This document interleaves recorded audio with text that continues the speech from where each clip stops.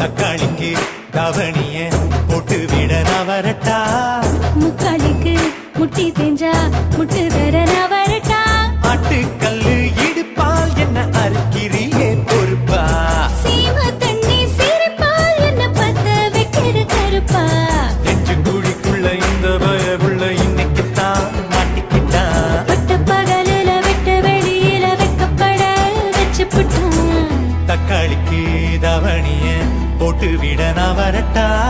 முக்காளிக்கு முட்டி தேஞ்சா முட்டு தர நான் வரட்டா.